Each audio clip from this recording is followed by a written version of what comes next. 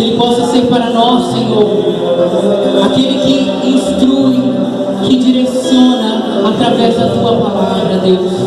Que seja, Senhor, uma ferramenta em Tuas mãos para alcançar o coração da juventude carismática. Sim, Senhor, nós cremos que tudo isso já está acontecendo através da intercessão poderosa da Virgem Maria, a qual nós dizemos com toda a fé: Ave Maria, cheia de graça, o Senhor é convosco. Bendita sois vós entre as mulheres, e bendito é o fruto do vosso ventre, Jesus. Santa Maria, Mãe de Deus, rogai por nós, pecadores, agora e na hora de nossa morte. Espírito Santo de Deus, vem me dar o dom da fé, vem me instruir, me ensinar a orar. Recebe a minha oração, vem transformar meu coração. Dá-me teu fogo, dá-me de novo tua unção. Amém. Se você sabe rezar, reze comigo assim: pelo sinal da Santa Cruz, Deus, Senhor, nossos inimigos, em nome do Pai, do Filho e do Espírito Santo. Amém. Você pode ir se sentando, no seu lugar.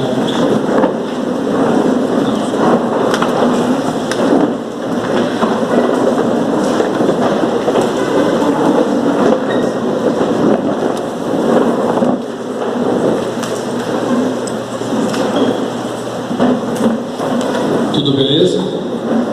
Estava bom almoço? Que bom. Num primeiro momento nós falamos sobre o amor de Deus, que porta algumas características muito particulares. O amor de Deus, por exemplo, ele não impõe condições, ele é chamado de amor incondicional, diferente do nosso amor humano, né? O amor humano, num relacionamento humano, homem e mulher, sempre tem aquela questão: olha, eu não gosto muito disso, olha, não gosto dessa atitude, eu acho que deveria mudar. Isso é impor condições. Deus não faz isso. Deus ama. Deus ama. E a experiência com o seu amor é que vai nos levando ao entendimento que algumas coisas são erradas, e aí eu preciso então deixar de fazer porque não cai bem. Então, no segundo momento foi falado sobre o pecado. O pecado é uma barreira que é criada, que se cria entre Deus e o homem. Isaías 59 vai dizer assim: por um acaso é a mão de Deus que ficou fraca para operar prodígios e milagres? Não, não é a mão de Deus. No entanto, é o vosso pecado que colocou uma barreira entre vós e Deus, fazendo com que Ele virasse a face, né? Para ocultasse a sua face de nós. Então o pecado, ele é uma privação da graça. A entendermos, a graça é o auxílio de Deus. O que nós chamamos de graça é o favor divino para que possamos conquistar o prêmio que é a salvação, que é a eternidade, que é o céu. E aí eu creio que vocês, uma vez que estão aqui em um retiro da igreja, sabem que nós não reencarnamos, certo? Essa espiritualidade, não sei bem como dizer, mas que é espírita kardecista, né? Que você morre, você volta, você morre, você volta, você morre, você volta. Uma vida já é cansativo. Imagina ficar indo e voltando, indo e voltando, indo e voltando. É muito chato. Além do mais, isso é espiritualidade para pessoas preguiçosas. Não condiz com o cristão. O preguiçoso é que, não conseguindo mudar aqui, ele ganha uma outra chance para mudar na outra vida. E assim ele fica. Além de ser uma espiritualidade para quem é preguiçoso, que não se empenha em mudar de vida neste tempo oportuno, também não condiz com o nosso Deus, porque isso aí é trabalhar com material reciclado. Deus não recicla a matéria. Deus criou uma vez, é perfeito o que Ele criou, Ele age na nossa vida humana neste tempo em que estamos aqui para elevar a salvação. E a Bíblia vai dizer em Hebreus: morreu, está determinado que o homem morra uma só vez, e logo após a sua morte há o juízo: céu, céu purgatório ou inferno. Ponto. E esse juízo, céu e inferno é porque o purgatório é a antessala do céu. Então, esse juízo que separa céu e inferno está constituído sob uma lei. Você sabe qual é a lei? O que Deus usa?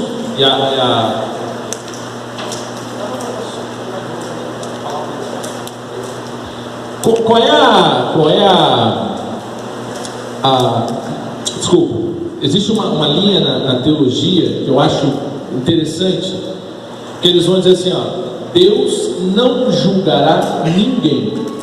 Ele, como juiz, vai bater no martelo, mas Ele não julgará. Quem que vai julgar? Quando nós estivermos diante de Deus no céu, quem vai nos julgar? Você sabe? Demônio? Nós mesmos.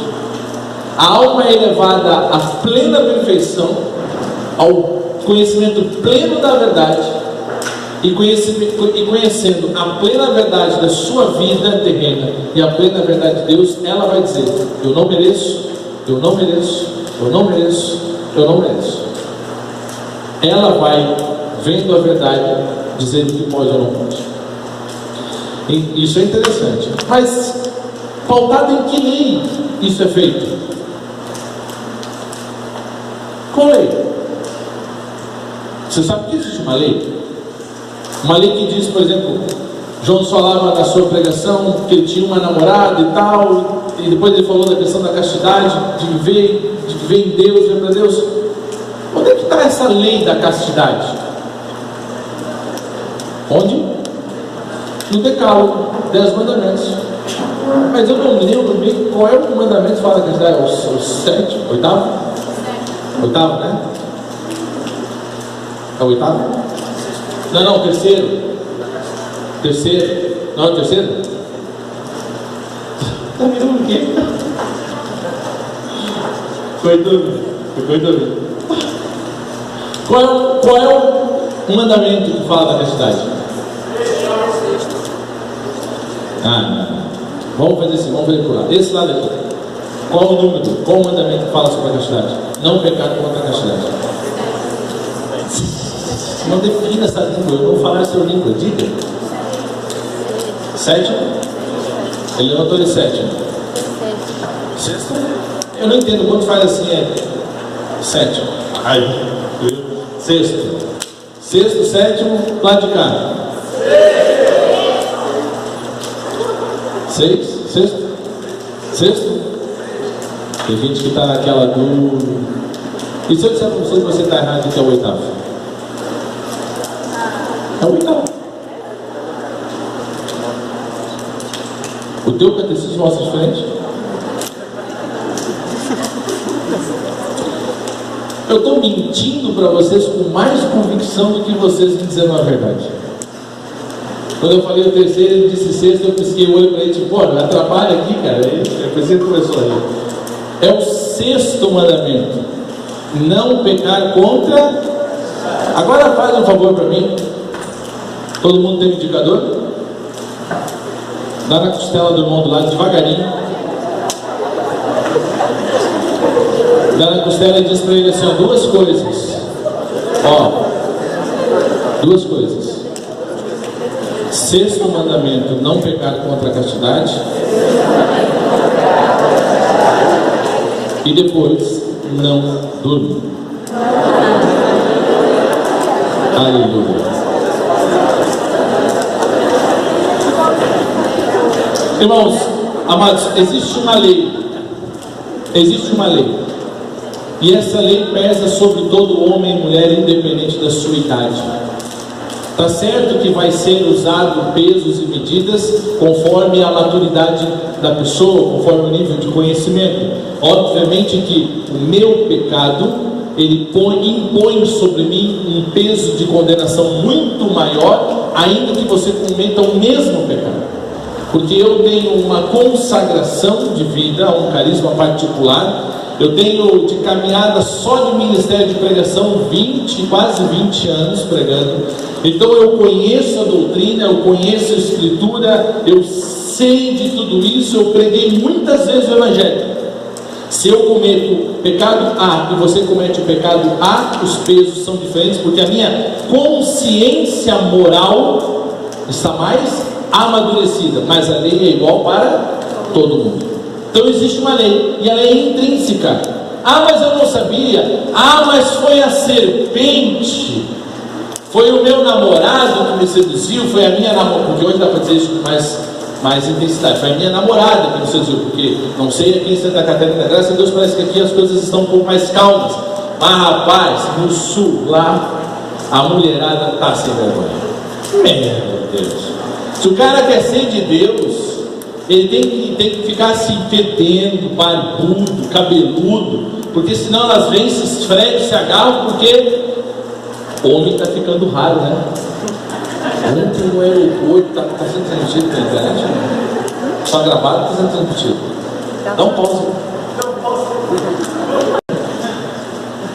Quando a serpente, seja ela a namorada, seja ele o namorado, que seduz, que tenta, que passa a mão, que começa para levar você ao pecado, existe uma ação, mas a gente joga a responsabilidade para o outro, sempre para o outro. Mas Senhor, eu fiz por causa do outro, Senhor, eu fiz por causa do outro. Só que aprenda uma coisa: o pecado é sempre pessoal, não é social. João Paulo II disse: o mundo quer transformar o pecado em social. Exemplo: todo mundo faz, Jefferson. Todo mundo compra filme pirata. Comprar filme pirata é pecado? Sim ou não? Por que você acha que é pecado? Porque alguém criou aquele produto tem um dono, tem uma marca, é registrado, tem um dono. Quando se pega e se faz uma cópia com intenção de lucrar sobre aquele produto, então é pirataria. Isto é crime. Isto é crime, é pecado.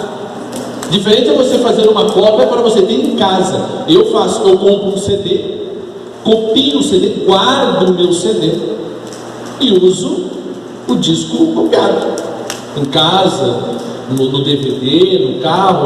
Se eu for, eu uso a cópia. Arranhou, usei, faço outro, uso outro. Quando é CD, hoje é cartão, pendrive, coisa assim. Mas eu não estou vendendo. Eu tenho em casa o original, eu comprei o original e uso para mim. É diferente. Pecado é pessoal. Ah, mas ela pegou a fruta. Eva, lembram daquela cena? Fatídica cena. Estava lá Adão e Eva no jardim. Deus fez tudo e deu tudo para o homem. E só lhe disse assim: ó, tudo é de vocês, só aquela árvore no meio ali, que ele arbustinho, os frutos dela são meus, não peguem. Só que eu acho que Deus não manja muito de ter filho, porque ele ainda não tinha, estava aprendendo. Porque quando você tem filho, você diz assim para eles: não pega. O que o cérebro da criança entende? Pega, né? Ali você está dizendo: não pega. Eles estão dizendo assim, ó, não pega, e está indo. Deus disse: aquele é meu, não pega. Chegou a serpente. E aprenda uma coisa: como é que o diabo faz você cair? O diabo nunca vai dizer para você assim: olha, faz ali, pega lá, vai. Não! Ele se aproxima e conquista sua amizade. Ele chegou para Eva e disse: oi, Eva, tudo bem? E Eva fez o quê? Respondeu. chamou a atenção de Eva. Ela começou a conversar com ele. Não se conversa com o diabo, em nenhuma circunstância. Começou a conversar com ele, e aí ele, malandro, porque ele é perfeito, ele é astuto, ele começou a ludibriar ela, a enganar ela, a seduzir. Cutuca o irmão, diz a ele: wake up, acorda.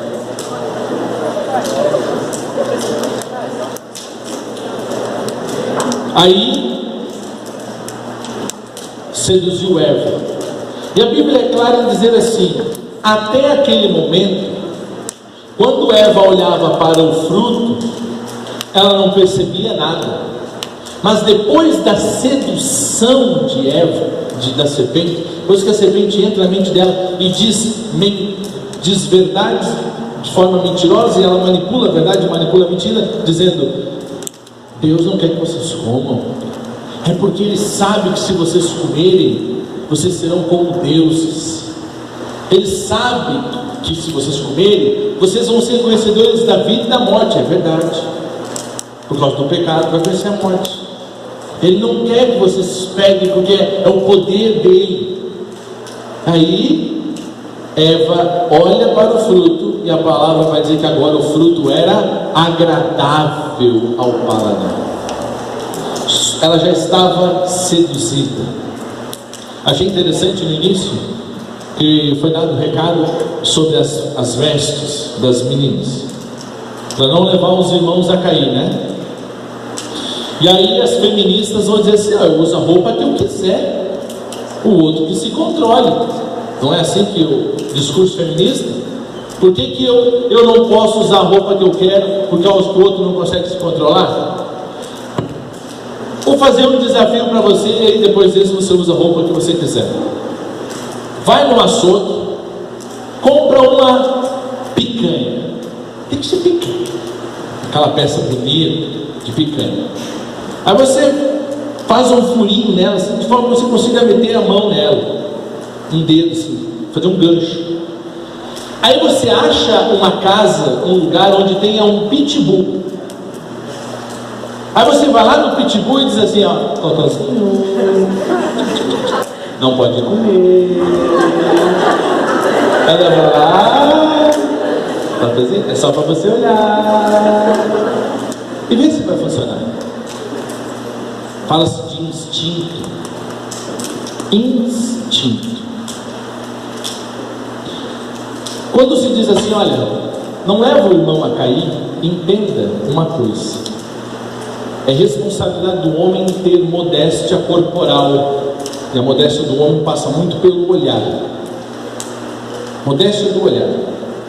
Mas a igreja vai ensinar que sim, que a mulher tem responsabilidade sobre a modéstia do seu corpo.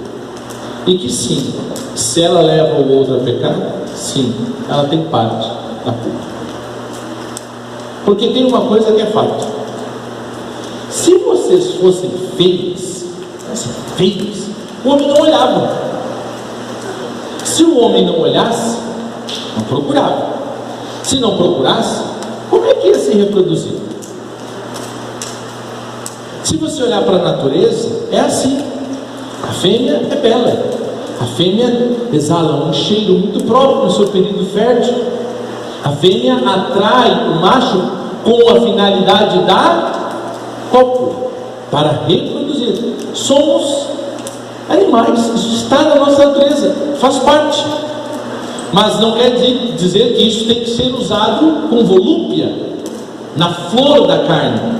Porque não sei se vocês gostam de estudar, mas se gostam, eu aconselho a pesquisar sobre as dependências que são geradas a partir da pornografia e do sexo. Agora, eu falava para vocês que a OMS não presta muita coisa, mas as pesquisas são boas. Final do ano foi divulgado, final do ano não, lá para o meio do ano passado foi divulgada uma pesquisa onde falava o quê? Que a pornografia, ela gera no cérebro o mesmo efeito da cocaína, ao ponto que, deixe-me compartilhar algo com você muito triste, de ver casais com 20, 15, 20, 30, até 30 eu já acompanhei casais que estão se separando por causa da pornografia. O Brasil é o segundo país no mundo onde mais se consome pornografia por mulheres. Por mulheres. Isso entra aqui no seu cérebro, vai gravando. Os valores morais vão sendo desconstruídos.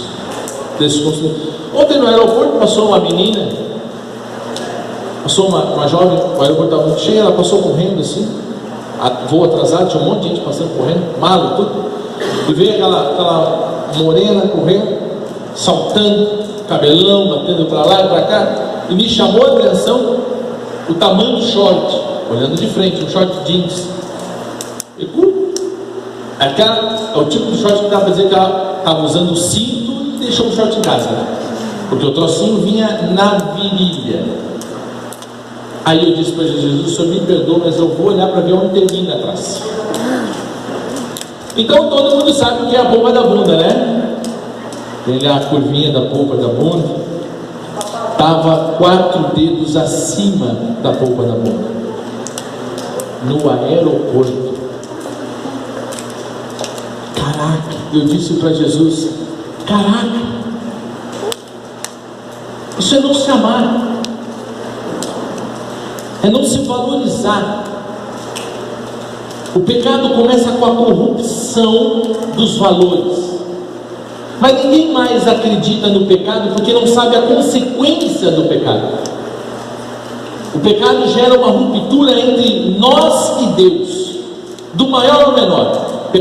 Todo pecado é mortal, todo pecado porta morte em si mesmo, do menor ao maior, tanto faz. Na verdade, o diabo mais quer que você cometa só pecados pequenos do que pecados grandes, porque pecados pequenos entorpecem a mente, entorpecem a moralidade, mas pesam igual quando forem contados no final. Aí o que o pecado faz? Priva o homem da graça. Mas deixa eu mostrar uma história para você. Adão e Eva caem, rompem com Deus. Deus conversava com Adão e Eva todo final de tarde, no jardim. Deus chega lá e diz: Adão, onde está você? Adão, ô Adão, cadê tu, Adão? Adão toma coragem e diz: Senhor, estamos aqui. Aqui aonde? Atrás da moita. Estamos nus.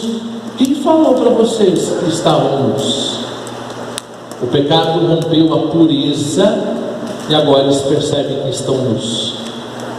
Romperam a beleza com Deus, romperam a intimidade com Deus. A palavra vai dizer que Adão e Eva estavam cobertos com folhas de figueira, folhas de árvore. Logo na sequência do texto, Adão e Eva são expulsos do jardim, mas Deus não expulsou ninguém. Quem que expulsou Adão e Eva do jardim? Quem expulsou Adão e Eva do jardim? O próprio pecado. A lei dizia: não pega, porque se vocês pegarem, vocês não poderão ficar no jardim. Não pega do fruto, porque se comer o fruto, vocês não podem ficar aqui. Toda ação gera uma reação, tem uma consequência. Toda escolha tem uma consequência. Eles são expulsos do jardim, mas quando foram expulsos do jardim, eu vou pedir uma coisa. Eu até consigo, assim, o risinho, eu consigo ir levando algumas situações, mas dá para vocês guardarem as fitinhas? Ou bota no pulso, larga, ou guarda, ou senta em cima, aí para assim, de nada. Tu também está meditada? Estamos juntos nessa então. Ai, silêncio, coisa boa. Valeu. Quando eles saíram do jardim, a Bíblia vai dizer que Adão e Eva estavam cobertos com pele de cordeiro. Logo na sequência do texto, eu vou andar rápido pelo texto para você podermos falar. Logo na sequência, Deus vai instituir a Páscoa, lá com Moisés. Deus institui a Páscoa, que é o que? Deus diz para Moisés: escolhe o carneiro, o cabrito perfeito, sem mancha, para fazer um sacrifício e oferecer. Separa uma parte do sangue e marca os umbrais, o marco das portas das casas. A casa que não estiver marcada com esse sangue do carneiro, eu vou passar, e o primogênito, o que é primogênito? O primeiro filho, o primogênito será ceifado. De todas as casas. Deus disse, de todas as casas. Assim Moisés dá a ordem, todo mundo faz, marcam os umbrais. Está instituída a Páscoa. Páscoa, passagem. Deus institui ali, naquele momento, um rito, um sacrifício para aplacar a ira de Deus, apagar os pecados do homem, vamos dizer assim. Então no templo, os sacerdotes pegavam um carneiro, chamado de bode expiatório, daí vem a expressão bode expiatório, pegavam aquele carneiro e o sacerdote, ele levava as intenções de toda a comunidade para uma sala chamada Santo dos Santos. É como se aqui tivesse um véu, esse espaço menor é o Santo dos Santos e esse espaço é o Santo. Na sala do Santo dos Santos, apenas o sumo sacerdote entrava, porque era onde ficava a Arca da Aliança.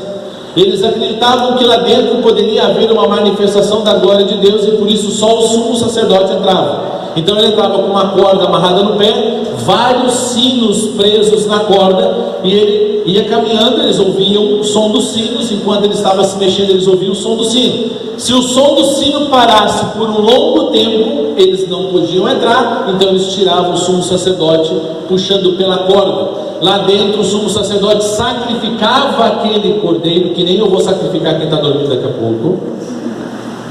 Ela não está dando, está dando. Cutuca e diz, não dói, meu querido. Sacrificava o cordeiro expiatório para expiar o pecado daquelas pessoas que ali estavam.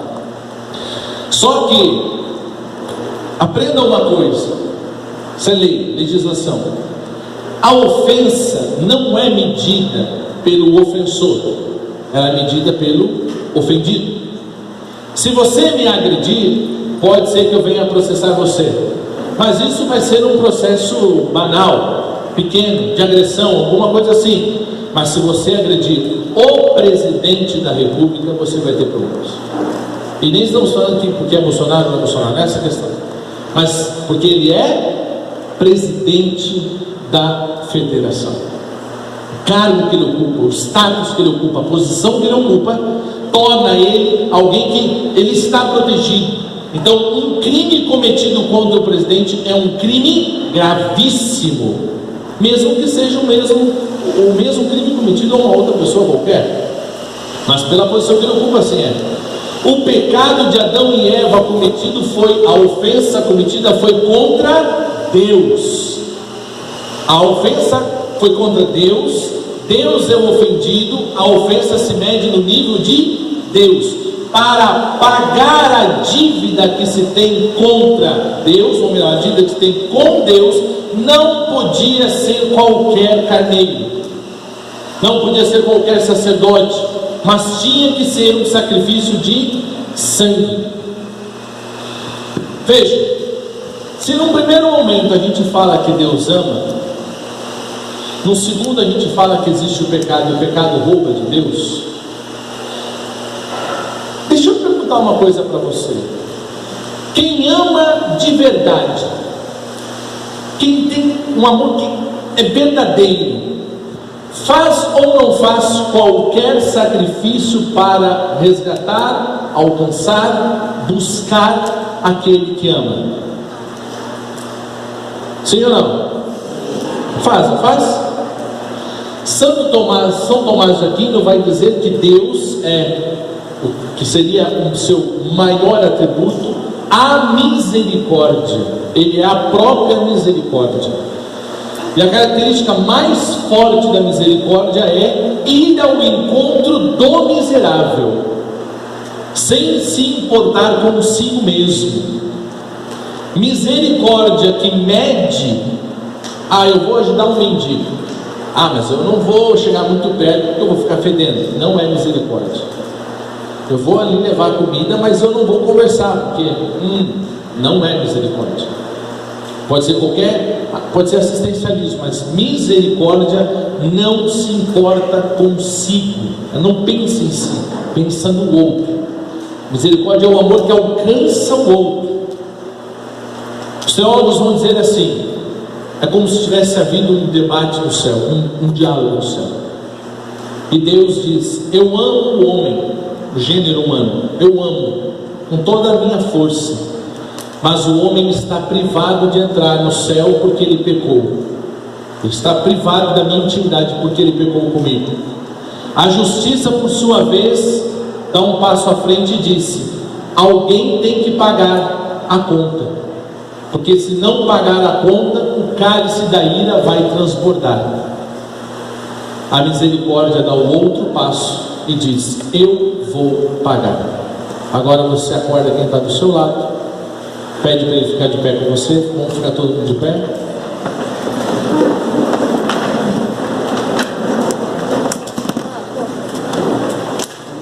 Junta os dedinhos assim, estica os bracinhos para cima. Aí, dá aquela alongadinha para um lado, para o outro. Aleluia. Esticou? Pode sentar.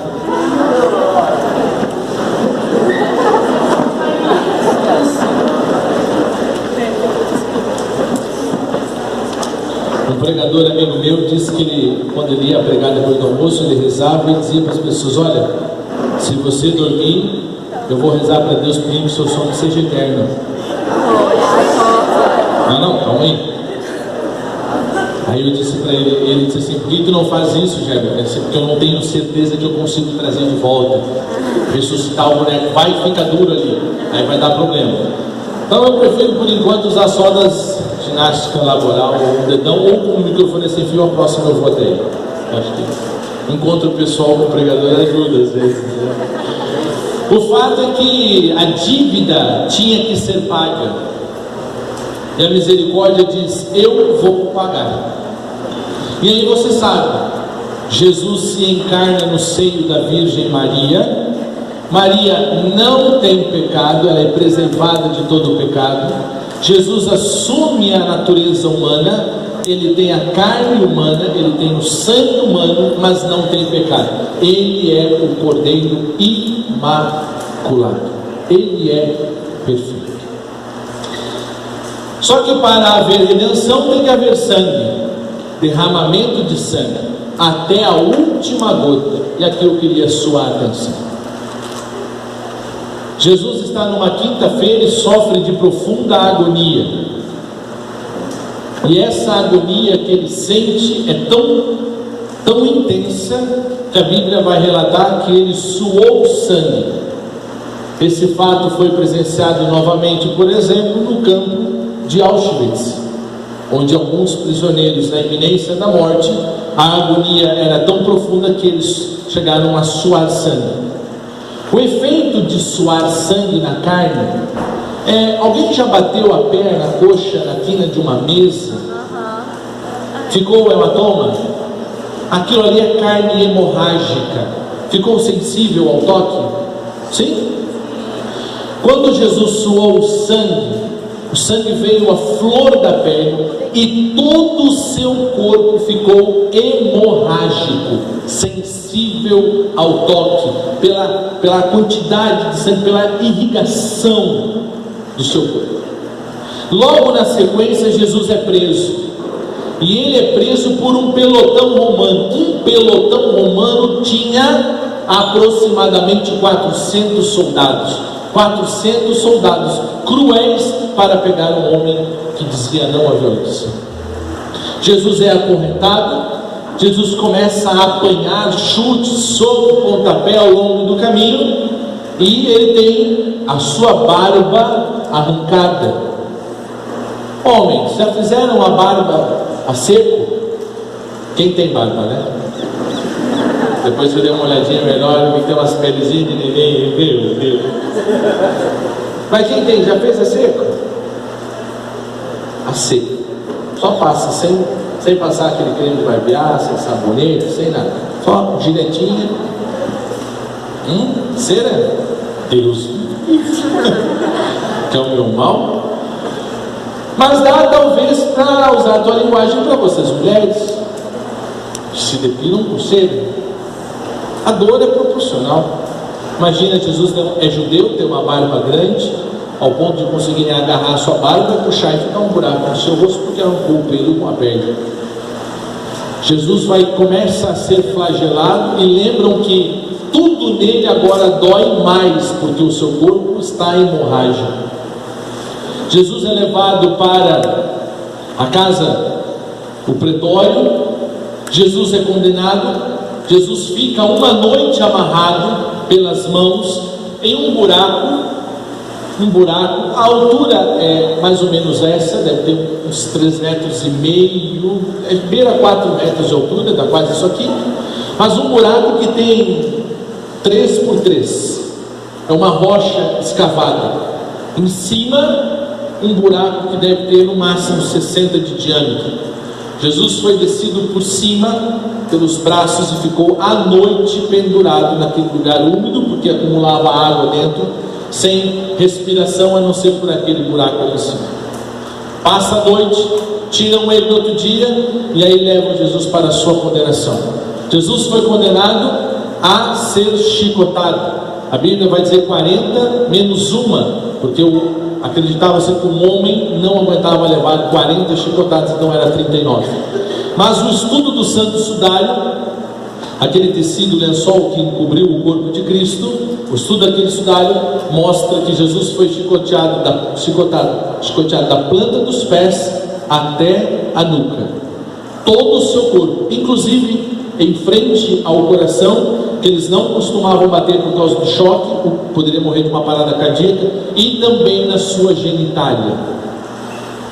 Todo o seu corpo foi flagelado por um instrumento que é um cabo com 7 tiras de couro, e na ponta dessas 7 tiras de couro tem um halter, como se fosse um halter desses de musculação, um ossinho que tem no joelho de carneiro, que imita um halter. Então ali ficava amarrado na ponta daquela tira de couro. E quem já viu tiras de couro sabe que o couro, com o tempo, ele seca, ele enrosca e ele afina as bordas. Preste atenção nos detalhes. Jesus está cansado, Jesus passou a noite, Jesus apanhou, Jesus suou sangue, ele está sofrendo de uma angústia de morte. Aquele silêncio, aquela solidão, aquela depressão, aquele vazio que você sente é a gota no oceano do que ele sentiu. Ele é colocado sobre um tronco que não é um esteio amarrado em cima, não, mas era um tronco onde a pessoa ficava prostrada com o corpo assim. E aí os soldados começam a chicotear. E o efeito do chicote é muito simples de entender. Aquela tira de couro bate na carne, corta a pele, e aquele osso entra na carne que está hemorrágica, macia, entra na carne, e quando eles puxam, arranca a carne do seu corpo.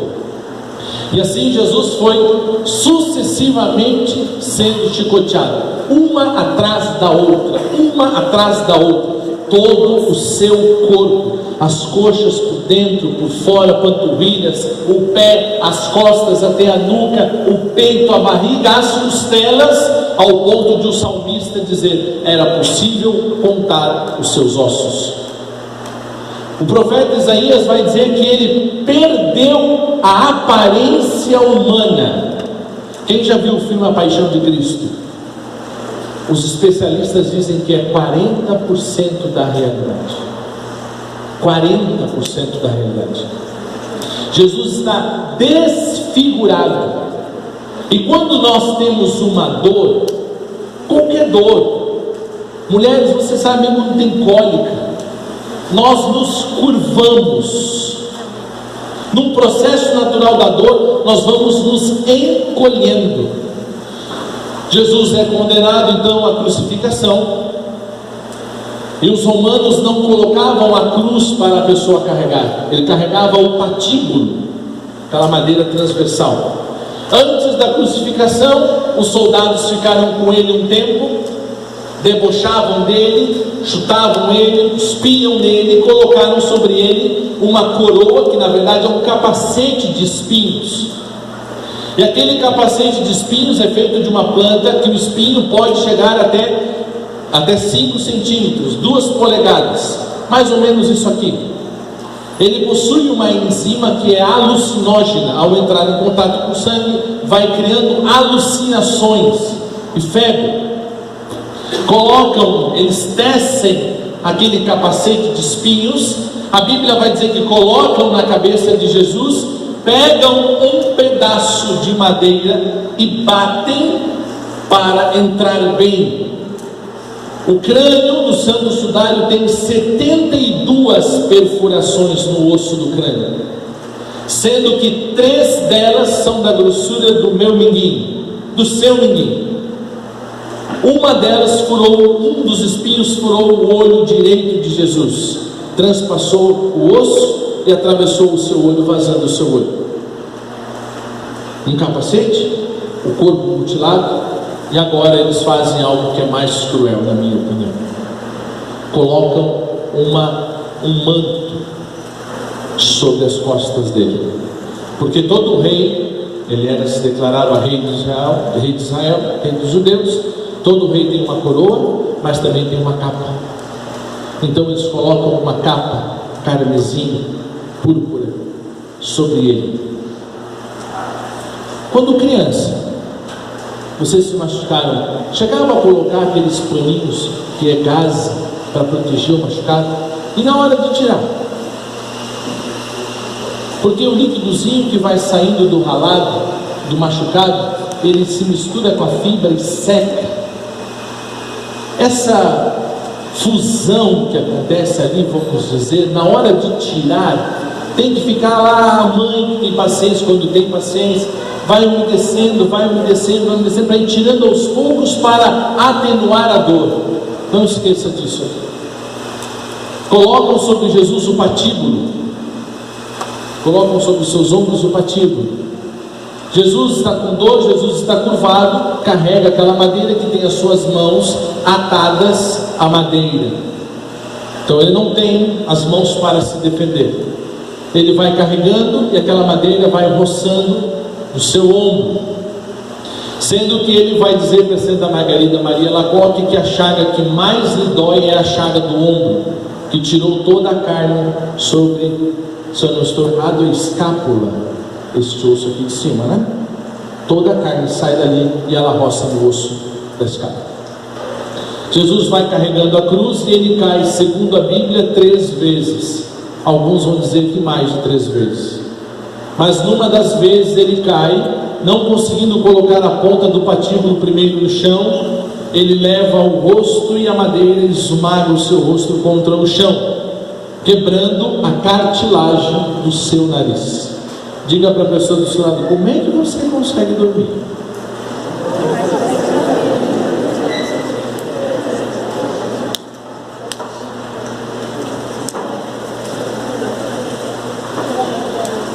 Jesus vai para a cruz.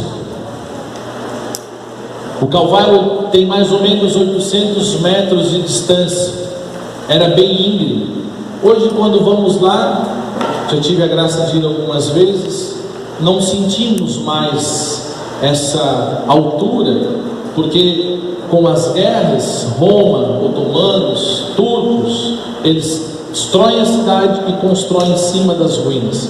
Então a cidade ela foi ficando com um nível superior maior, mais ou menos em alguns lugares, perto do Muro das Lamentações, em torno de 15 metros abaixo seria o piso original. Jesus chega lá em cima no Calvário, tiram a madeira dele, montam a cruz. Jesus vai ser pregado, mas não vai ser pregado com um manto nas costas, né? O que os soldados fazem?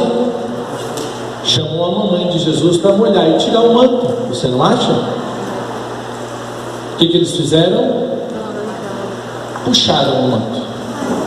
Ao puxar o manto, lembre-se que pelo processo de chicotadas, Jesus tem lascas de pele, de carne pendurada por todo o seu corpo. Ele perdeu a aparência humana. Ele está dilacerado. Estude a palavra dilacerado. Ele tem tiras, pedaços de carne pendurados. Seu sangue está escorrendo. E não é pouco sangue que ele perde. Um homem da minha altura, Jesus se mede pelo santo sudário com 1,82 m. Eu tenho 1,87 m, em torno de 5 litros de sangue no corpo de um homem com essa altura, mais ou menos. Jesus tem o manto arrancado, colocam ele sobre o madeiro e pregam ele aqui, bem aqui. Aqui tem um conjunto de 8 ossinhos que, ao pregar bem no meio, trava. Porque se pregar aqui, os músculos são lineares, e se pregar aqui, quando fizer força, vai rasgar a palma da mão. Os romanos sabiam disso e pregavam entre esses 8 ossos. Só que ao pregar aqui, pega um nervo do dedão. E ao romper um nervo do dedão, ou um nervo do seu corpo, dá uma descarga elétrica direto no cérebro. Isso acontece com a mão esquerda, isso acontece com a mão direita. As mãos estão pregadas e agora é hora de pregar os pés, mas só tinha mais um cravo. Jesus não tem aquele taquinho bonitinho embaixo dos pés para apoiar os pés. Colocam a planta de um pé, colocam o outro pé sobre e enfiam um cravo que transpassa os 2 pés até a madeira. Está pregado. Agora levantam a cruz. Jesus é soerguido. Isso é 9 horas da manhã. Que hora que Jesus morreu? Às 3 horas da tarde, 15 horas. 6 horas pregado naquela cruz. Alguém aqui tem problema de asma ou bronquite asmática? Não tem? Tem? Já teve crise de... Já? Eu tive. Mas meu pai e minha mãe me trouxeram 2 vezes de volta. Eu tinha tido parada respiratória. Sabe o que aconteceu com Jesus na cruz quando ele foi erguido? Todo o peso das vísceras estão sobre um músculo que você tem aí chamado diafragma. Ele está com o seu corpo pendurado na cruz. Ele tem muita dificuldade para respirar, precisa fazer força para respirar. E ele fala 7 frases na cruz, mas uma delas chama a atenção. Ele diz: Pai, perdoa, porque eles não sabem o que fazem. E certamente esta frase, ela vai para trás e para frente na história. Porque ele não estava falando dos romanos, porque os romanos sabiam o que faziam com precisão. Eles sabiam. Aquele pelotão, vai dizer alguns historiadores, existem cartas do procônsul de Roma, de Jerusalém daquele tempo. Aqueles eram os mais cruéis. Diz que eles quebravam crânios de crianças com os joelhos. Na verdade, no tempo de Roma, um soldado que apresentasse o traço de caráter que nós chamamos de misericórdia, ele era assassinado, porque para Roma misericórdia era falha de caráter. Olha que interessante. Eles sabiam o que estavam fazendo. Digo mais, com perfeição. Tanto é que Jesus foi... Qual lado do peito está o coração? Para qual lado ele está mais? Ele pende mais? Qual lado? Esquerdo. Ele sai do centro para o lado esquerdo, né? Qual o lado certo na cruz de estar a lança? Lado esquerdo ou lado direito? O que você acha? Pela lógica, não seria o lado esquerdo? Sim, porque o coração está para cá.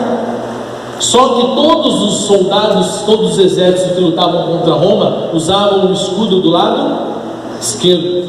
Soldados romanos treinavam a acertar o coração pelo lado direito, entre primeira e segunda e terceira vértebra. Por isso a gente sabe que eles eram bons no que faziam, transpassavam pelo lado direito. Mas a última frase de Jesus é a seguinte: Jesus, cada vez que vai falar, ele empurra o corpo com os pés naquele prego e puxa o corpo com as mãos, os braços nos cravos. Faz força assim e faz força com as pernas empurrando para poder falar. E a última frase que ele diz é: Pai, está tudo consumado. Entrega o seu espírito. O soldado vê que ele morreu, transpassa, do seu coração sai sangue e água. Sangue e água nesta hora. Tudo consumado, porque a igreja vai nos ajudar a entender que o Gólgota,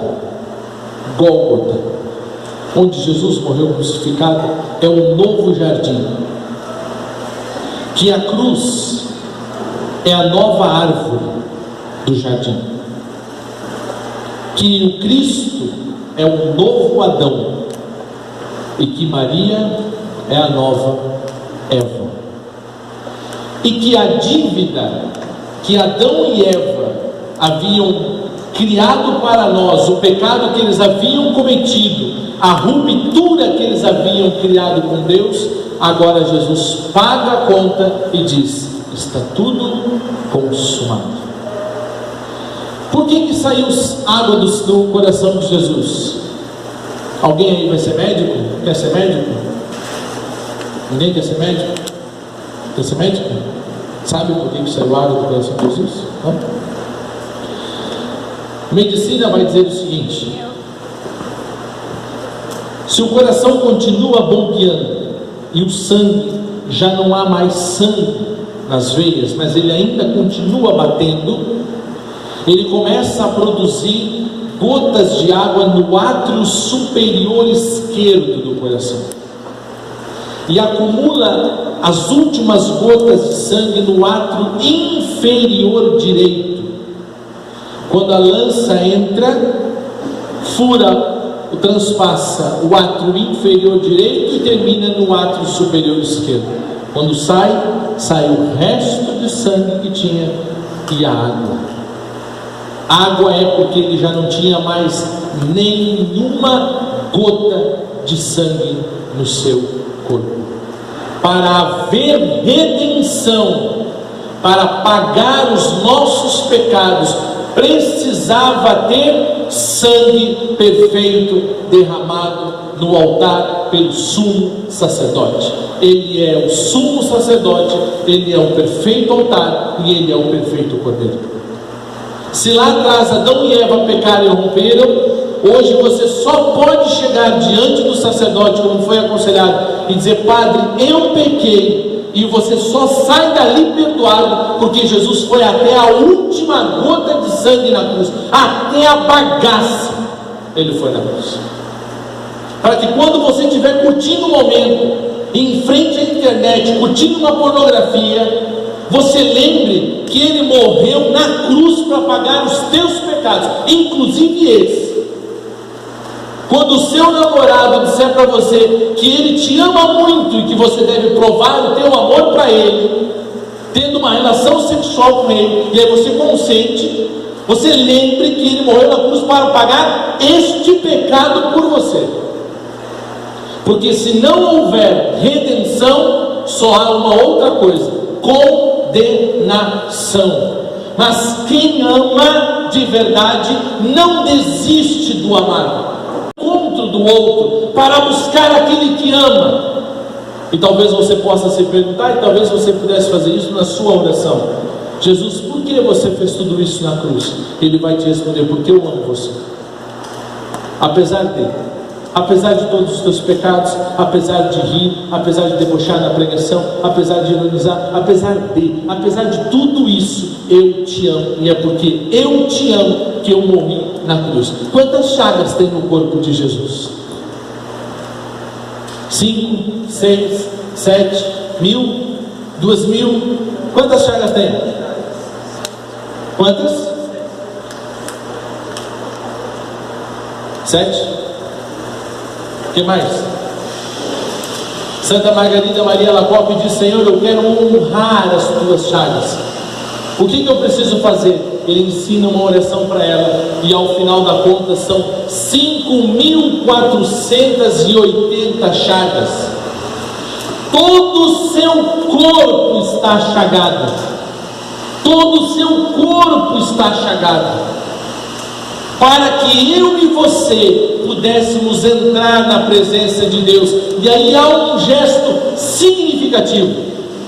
Quando Jesus morre na cruz, o véu do templo que divide o Santo dos Santos do Santo, as duas alas, aquele véu lá do templo dos judeus, ele é rasgado de cima a baixo, bem no meio. Aquele véu expressa o véu que havia no céu. O homem não podia mais entrar na presença de Deus, porque um dia ele ouviu a serpente. Ele, mesmo sabendo que era amado, mesmo sabendo o quanto Deus o amava, ele deixou-se ser seduzido e ele disse sim ao pecado. Ele rompeu com Deus, ele estava privado da graça, ele era um desgraçado. Quando Jesus, privado da graça, é desgraçado. Por isso que não se amaldiçoa ninguém, não se chama ninguém de desgraçado, isso é uma palavra de maldição. Quando Jesus morre na cruz, ele rasga o papel da dívida, ele entra no céu, a Bíblia vai dizer, ele tira o véu, ele devolve a nossa dignidade, muito mais do que só a dignidade. Lá no Getsêmani, Adão e Eva eram filhos ou criaturas? O que você acha? Filhos ou criatura? O que você acha? Vou deixar você pensando. Vou fazer uma outra pergunta. Adoro perguntas. São Tomás de Aquino diz assim: se Deus é onisciente e tudo sabe, sabia ele que o homem ia cair. Ele sabia que o homem tinha grande chance de cair. Por que ele criou o homem se ele sabia que o homem ia pecar? Consegue responder essa? Então responda primeiro: filhos ou criaturas? Caraca, não. Filhos ou criaturas? Diga. Criatura. Não tem como criar filho. Deus criou criatura. E Deus permite a queda, porque Ele sabe, Ele tem um plano de salvação. Eles estavam cobertos de folha, mas eu disse que quando eles saíram do jardim, eles estavam cobertos de pele de cordeiro. Deus já tinha na queda o plano de salvação. A pele de cordeiro é a prefiguração do Cristo Cordeiro. A Bíblia vai dizer que quando Cristo morre, eu e você, pelo sacramento do batismo, sangue, eucaristia, água, batismo, pelo sacramento do batismo, eu e você fomos enxertados em Cristo Jesus, e agora nos tornamos filhos adotivos. Alguns biblistas disseram assim: vamos tirar a palavra adotivo, porque a palavra adotivo ela é pesada, ela causa um mal-estar. E a igreja disse: não vamos tirar a palavra nenhuma, porque a adoção é um amor gratuito. Adotar alguém é uma expressão gratuita de amor. Deus sai de si e nos alcança com seu amor manifestado na cruz pelo seu Filho. A cruz é a maior prova de que Deus nos ama. Jesus rasga o véu do céu, chega diante do Pai e diz: Pai, agora eles podem entrar. Aí o Pai diz assim: agora depende deles querer entrar. Agora depende do que você vai fazer com a sua liberdade, querer ou não querer entrar no céu. Vencer o pecado é fácil? Não é fácil. Não tem pecado fácil de ser vencido. Mas talvez, quando você lembrar de tudo que ele sofreu para que você não termine, não passe a sua eternidade no inferno, quando você lembrar tudo que ele padeceu, tudo que ele viveu no mistério do Calvário, paixão, morte e ressurreição, para que eu e você pudéssemos entrar no céu e passarmos a eternidade diante do Pai, na festa do banquete, talvez você consiga dizer não ao pecado. Vai uma ajuda para você tentar entender o que é o inferno. O inferno tem lá, diz a Bíblia, ranger de dentes, tem, como é que é, enxofre, né? Tem rangidos. Mas alguns teólogos vão dizer que o inferno é o seguinte: o inferno é aqui, tem uma grande parede de vidro aqui, do lado de cá o céu. O céu é menor porque quase ninguém quer ir, então o céu menorzinho. Do lado de cá o inferno. Do lado de cá Deus, a Trindade, Maria, os santos. Eu vou estar ali, tu vai estar lá, Marcelo? Aleluia, irmão. Acho que eu chego antes de ti, né? Porque eu estou mais velho e tal, mas estou te esperando. Aí eu, Marcelo, vocês vão estar lá? Tá em dúvida? Está em dúvida. Desde o terceiro mandamento está em dúvida, cara. Nós vamos estar lá no céu. E no céu é uma festa. Festa, festa, festa. Eternamente em louvor com Deus. Onde não há dor, não há lágrimas, não há ranger de dentes, não há sofrimento, não há cansaço, não há fadiga, não há nada disso que pesa na humanidade. Isso é o céu. O céu, por isso ele é prefigurado como uma festa de um banquete de casamento, uma grande alegria. E o inferno é ficar aqui, olhando para a alegria deles lá, e saber que eu fui um trouxa, babaca, idiota, não lutei para ir ao céu. Passar a eternidade se autoflagelando, porque não teve a coragem de, nessa pequena vida, dizer não ao pecado. Isso é o inferno. Você escolhe para onde você quer ir, céu ou inferno. Claro, ninguém mais fala de inferno para os jovens, porque todo mundo quer ser amigo dos jovens. Eu não quero ser seu amigo, eu quero ser amigo de Deus. Se você quer ser seu amigo de Deus, então você tem aqui um amigo e nós vamos lutar junto pelo céu. Essa é a verdade. Eu não devo nada a você, eu devo a Deus. Você deve a Deus. Se você quer o céu, lute pelo céu. E para de dizer: eu caí porque foi culpa do outro, eu caí porque foi culpa dela, eu caí porque foi culpa dele. Levante e lute a sua luta. Amém? Isso é salvação. Vamos ficar de pé, vamos rezar ao Senhor.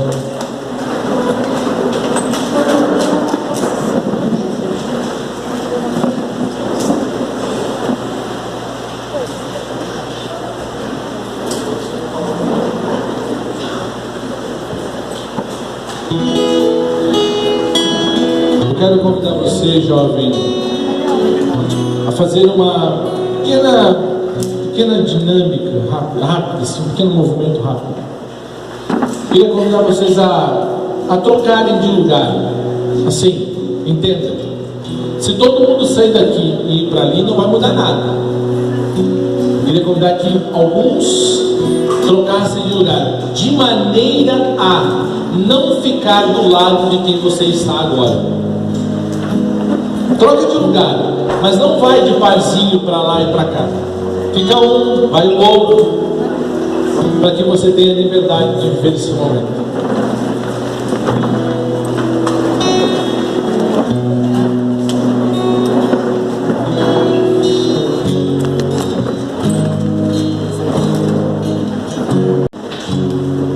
Um pequeno gesto de oração, fechar os seus olhos por um instante. Eu quero convidar você a imaginar diante de você agora, você se imaginar no topo de um monte, e no topo desse monte tem uma cruz, e nessa cruz está o Cristo chagado, trucidado,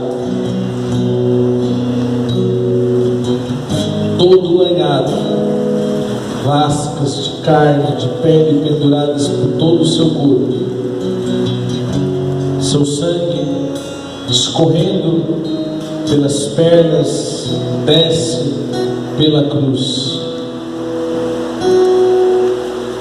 Eu queria convidar você a se imaginar diante desta cruz, e diante dessa cruz colocar-se de joelhos. E talvez você, jovem, possa dizer: Senhor, eu me rendo a Ti, Senhor, porque Tu me resgatou, Tu me salvou, Tu me alcançou com o Teu amor. Sim, Senhor, talvez eu nem mesmo tenha consciência do quão eu estava perdido, ou do quão eu estava condenado, mas Tu me alcançou, Senhor. Tu me alcançou e restaurou a graça. Agora eu posso adentrar no céu. Agora eu sei que a minha luta neste mundo não é em vão. Tem um prêmio, e o prêmio é a salvação que Tu conquistou para mim. Se por um lado a serpente seduzindo Eva e Adão os fez cair, por outro lado o Senhor dizendo Teu sim, obediente a Deus, Tu venceu a serpente, venceu o seu veneno, e agora morreu a morte na Tua morte. Agora Tu és Senhor também da morte. Tu és Senhor. Eu me rendo a Ti diante de Tua presença, e eu declaro, Senhor, com toda a força do meu coração: Tu és o meu Salvador, o meu Salvador. Tua cruz me salvou, o Teu amor, Senhor, me resgatou. Seu amor me alcançou, numa cruz me resgatou, no Teu sangue me lavou, livre sou. O perdido encontrou, O perdido encontrou, Tua graça me alcançou, Tua graça me alcançou, meus pecados meus perdoou. pecados perdoou, livre sou. Mais uma vez, Seu amor me alcançou, Seu amor me alcançou, numa cruz me resgatou. numa cruz me resgatou, no Teu sangue me lavou, livre sou. Hoje sou livre para dizer sim, Senhor. Livre para dizer que quero Te servir e ser todo Teu. Tua graça me alcançou, meus pecados perdoou, livre sou. Declare com toda essa força: eu me rendo a Ti. Eu me rendo a Ti, eu me rendo a Ti, eu me rendo a Ti, Salvador, Salvador, Tua cruz me salvou, Salvador, Salvador, Teu amor me resgatou, Salvador, Salvador, Tua cruz me salvou, Salvador, Salvador, Teu amor me resgatou. Diante dessa cruz a qual você se imagina, diante desse Cristo chagado ao qual você se imagina, talvez você possa dizer para Ele: Senhor, eu sou fraco, eu sou pequeno, eu sou mesmo um pecador. Talvez você seja viciado Talvez você tenha pecados de estimação, pecados aos quais estamos viciados.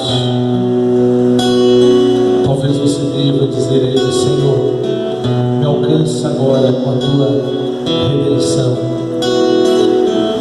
Me liberta, Senhor. Me liberta, Senhor, eu te peço. Alcança-me com o teu amor. Alcança-me com a graça que emana da tua cruz. Lava-me com o teu sangue. A imagem que o Senhor me dá é de algumas pessoas tão próximas da cruz. Você encosta a sua testa no madeiro e o sangue do Senhor vai sendo derramado sobre sua cabeça. Onde você está, na forma que você está imaginando o Calvário agora. Se você sente esse desejo, faça isso. Coloque-se próximo ao madeiro, próximo à cruz. Recoste tua cabeça na madeira ensanguentada. Não é nojo não, não tenha nojo não. É um sangue libertador. Esse sangue calou o inferno. Esse sangue selou a salvação. Esse sangue pagou a dívida que pesava sobre mim e sobre você. Você pode dizer: Senhor, eu tomo posse da tua libertação. Eu tomo posse da tua graça. Porque eu estava perdido, mas eu tenho certeza que hoje tu me alcançou. Eu tenho certeza que hoje tu veio ao meu encontro. E agora, Senhor, os meus pecados podem ser perdoados. Naquele dia tu venceu o pecado e venceu a morte. Tu venceu o pecado original. Por conta disso, Senhor, agora eu posso ser perdoado dos meus pecados na confissão. Obrigado, Senhor. Declara aí: seu amor me alcançou, numa cruz me resgatou. Seu amor me alcançou, numa cruz me resgatou. O teu sangue me lavou, livre sou. O perdido encontrou, tua graça me alcançou. Meus pecados perdoou, livre sou. Eu me rendo a ti, eu me rendo a ti, eu me rendo a ti, eu me rendo a ti, Salvador, Salvador, Salvador, Salvador, tua cruz me salvou, Salvador, Salvador, teu amor me resgatou, Salvador, Salvador, Salvador, tua cruz me salvou, Salvador, Salvador, teu amor me resgatou. Força, igreja, mais uma vez: Salvador, Salvador, Salvador, tua cruz me salvou, Salvador, Salvador, teu amor me resgatou. E alguns podem dizer assim. Uma vez, num diálogo com um ateu, ele disse: mas eu não pedi para ele morrer na cruz. Eu respondi para ele: esse teu raciocínio só expressa a tua incapacidade de entender o que é amor. Aquele que ama verdadeiramente faz sacrifícios pelo outro porque o ama, não porque ele pede. Seu pai e sua mãe fazem sacrifícios por você que você não consegue nem mensurar e você não pediu, mas eles amam você e eles fazem mesmo assim. Aquele que ama se sacrifica pelo amado, simplesmente porque ele o ama. Esse é o mistério da salvação. Espero que você leve isso para a sua vida. Amém? Agora deixa eu dizer uma coisa para você. Jesus disse que é para mim corrigir, eu vou corrigir. Eu quero ser seu amigo. Eu quero ser. Mas em detrimento disso eu não vou prostituir a verdade. Não vou prostituir o Evangelho. E vou ser bem claro com você. Brinca com o pecado. Pode brincar. Curte a vida. E nós vamos nos olhar com uma parede de vidro no meio daqui a um tempo. Porque a morte chega para todo mundo. Dela ninguém atalha. E depois não adianta dizer: eu não sabia. Que dia é hoje do mês? 2? Porque Deus vai dizer para você: mentiroso. Dia 2 de março, estou meio perdido. Dia 2 de março, tem um gaúcho chato pra caramba pregando o antídoto do Estado. E ele falou sobre a salvação, sobre a queda, sobre o inferno.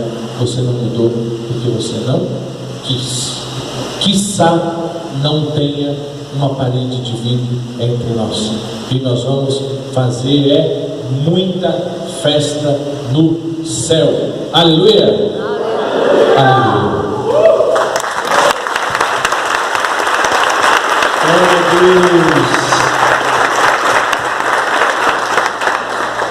Tem os avisos.